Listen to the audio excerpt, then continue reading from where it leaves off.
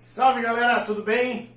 Continuar então o assunto de termoquímica com vocês. A gente já fez aquela primeira aula, que é a aula que explica o que são as reações endotérmicas e exotérmicas. A aula que nós vamos ver hoje é calor de formação e combustão. Então é calor de formação e calor de combustão. Belezinha? Vamos lá? Primeiro, moçadinha, é o calor de formação. Eu queria que você entendesse que quando agora na aula eu vou dar aula de calor de formação, nós vamos dar uma volta enorme para poder explicar qual é a finalidade do calor de formação. Se você pega no livro, o calor de formação, galera, o calor de formação, ele vem bem depois daquele livro que a gente usa, ele vem bem depois. Por quê? Ele fala, a primeira coisa que ele vai falar é a lei de Hess. Por que a primeira coisa é a lei de Hess? Porque quando ele fala quando ele dá a matéria, ele dá por ordem cronológica. A primeira coisa, cronologicamente trabalhando, é a lei de Hess, tá? Eu não vou fazer a ordem cronológica. Primeiro nós vamos entender o que é calor de formação. Bom, calor de formação é o ΔH de formação, é a variação de entalpia de uma reação de formação. Então o que eu posso explicar para você? O que é calor de formação? Calor de formação é o ΔH de formação. Ah, tá. O que é ΔH de formação? É o ΔH de uma reação de formação. Lógico. Qual que é a pergunta agora? E o que é reação de formação? Reação de formação, galerinha, ela tem sempre reagentes elementares e ela vai formar sempre um mol de um único produto. Então, essa é a definição de reação de formação. Tá? Ela tem reagentes elementares e forma sempre um mol de um único produto. Ah, Dot, beleza. Um mol de um único produto tá fácil. Agora, o que é reagente elementar? Reagente elementar, ele é sempre substância simples. Tá? Lembra que é substância simples? Isso, substância simples, por exemplo, aqui a gente tem H2, O2, O3, carbono grafite, N2. São substâncias químicas que têm apenas um elemento químico. Porém, quando a gente fala de reagente elementar, significa que cada elemento químico, presta atenção nisso, cada elemento químico vai ter um único reagente elementar. Então aqui já apareceu uma zica, ó, porque reagente elementar é substância simples, O2 e O3 são substâncias simples, tá? Os mais estudiosos vão lembrar que O2 e O3 são alótropos, tá? E aí, Dodge, qual dos dois é o alótropo, já que é um só por elemento? É o que está mais abundante no nosso planeta. Então, entre O2 e O3, O2. Quer ver outros exemplos? Carbono grafite. Tá? Eu tenho carbono grafite, tenho carbono diamante, tenho nanotubo de carbono, tenho fulereno. Tá? Qual deles é o mais abundante no planeta? É o grafite.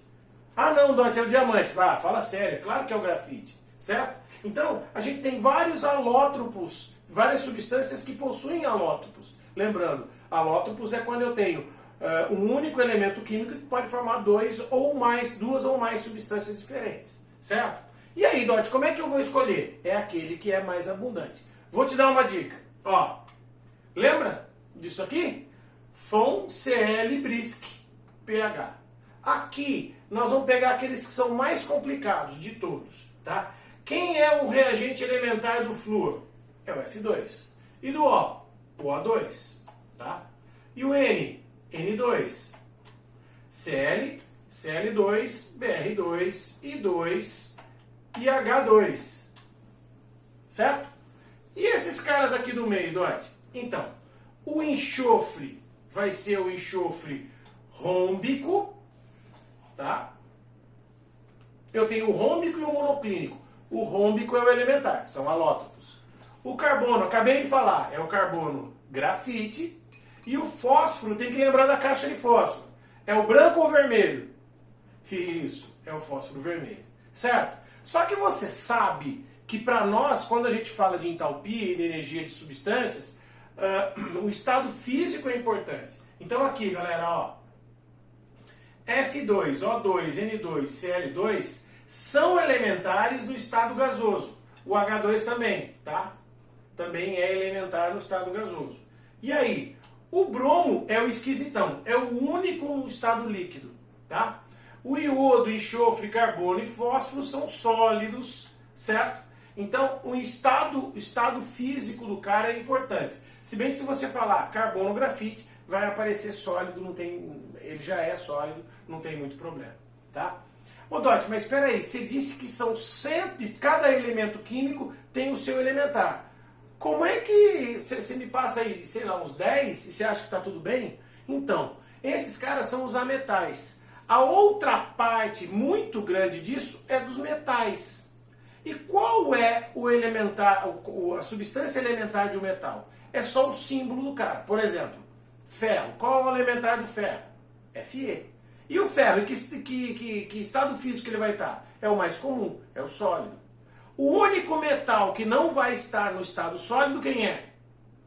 É o mercúrio, que está no estado líquido, que é o único metal líquido que a gente tem. Quer dizer, se você sabe usar metais, se você sabe os metais, gás nobre não vai participar de reação, então fica tranquilo.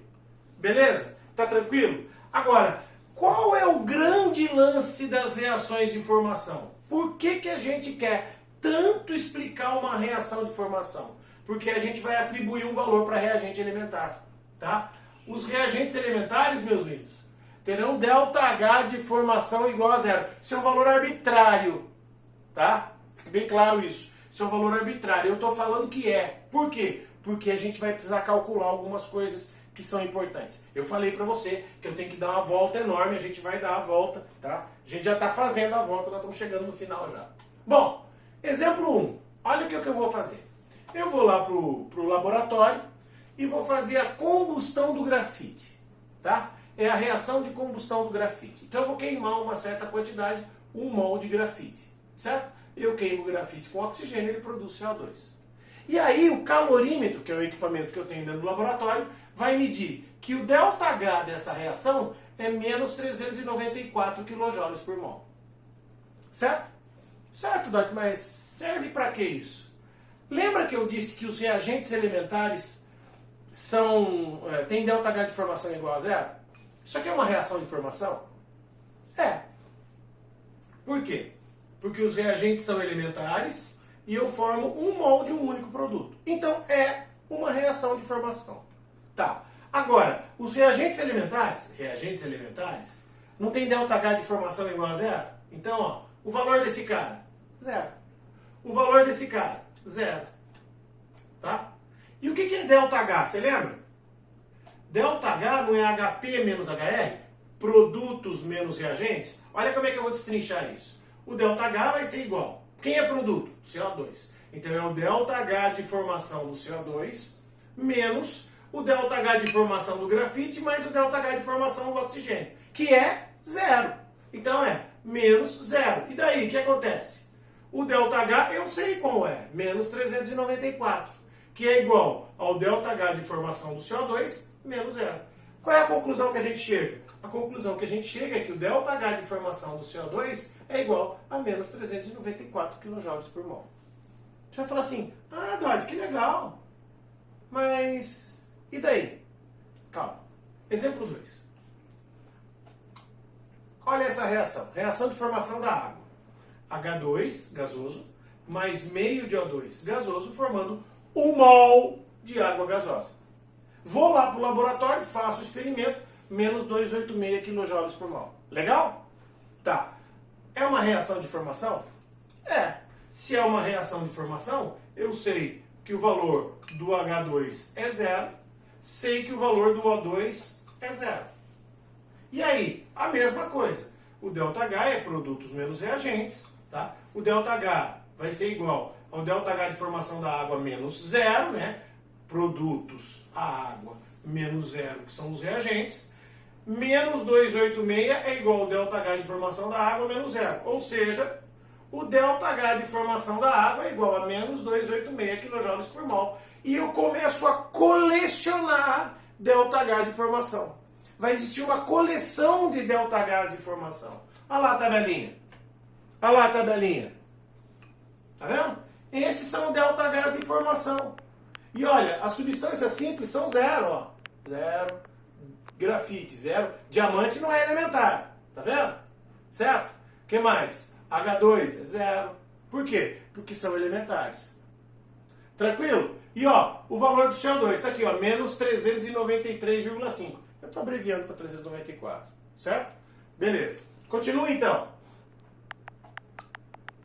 Ah, essa tabelinha está no livro 2, na página 217, tá? É só consultar lá.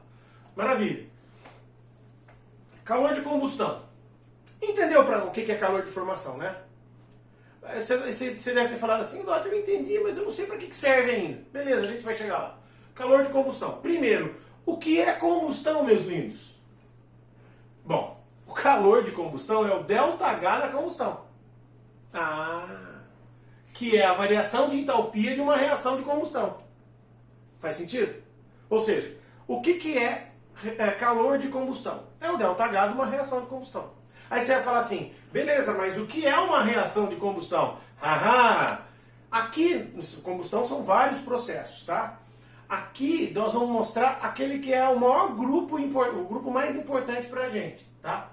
Qualquer reação de combustão tem um combustível que vai reagir com oxigênio e vai gerar alguns produtos. Se o seu combustível tem carbono, o produto gerado por combustão completa é o CO2. Se o seu combustível tem hidrogênio, o produto gerado é água.